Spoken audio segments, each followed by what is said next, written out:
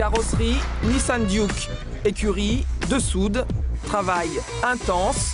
Délai 5 semaines. À moins d'un mois du départ, la pression monte. Cette année, le team de soude a encore plus de prétentions. 4 camions et 5 voitures seront du voyage, dont une sur laquelle André de Soude fonde de grands espoirs. C'est la dernière voiture de la maison qu'on vient de fabriquer. C'est la voiture qui est la plus performante pour nous. Elle est toute neuve.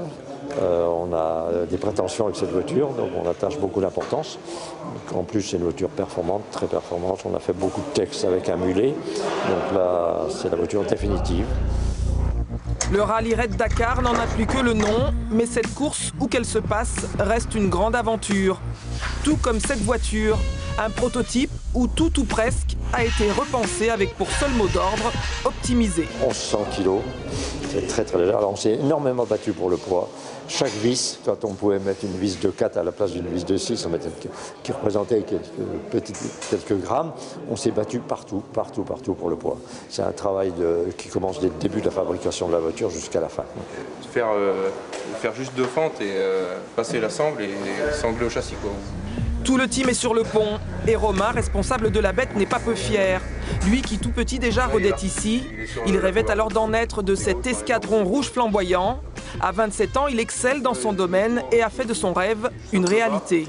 Ouais, c'est avant tout une passion et là dans ce cas-là, ça a été un défi parce qu'il n'a pas fallu...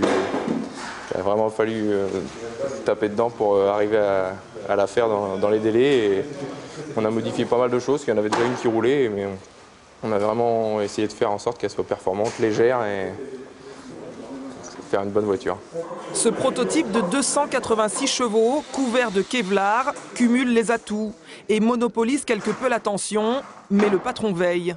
Aux 4 coins de l'atelier, André de Soude supervise et ne laisse rien au hasard. On a un téléphone satellite sinon?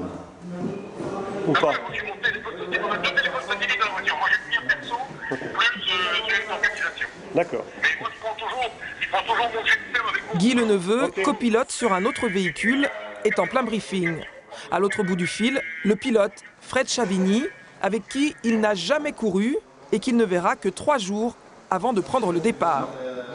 Non, on ne fait pas ça souvent par téléphone, on fait ça parce que le pilote travaille en Ukraine et en Russie et que c'était pas possible qu'il soit là cette semaine.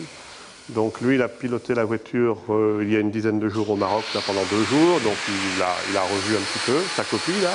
Et puis c'était prévu qu'on se téléphone, moi, une fois que j'aurais eu fait le tour de la voiture pour découvrir, parce que moi c'est la première fois que je la vois. Dernier coup de collier, il faut procéder aux essais car le temps est compté. Impatient ? Ouais, toujours impatient, c'est des voitures... Bon, même si j'ai déjà roulé avec ce buggy, toujours impatient d'essayer une voiture qui est toute neuve, de voir le comportement. Nouveau jouet, bon, on a une très belle auto, André et toute l'équipe de Soude ont fait vraiment un travail exceptionnel.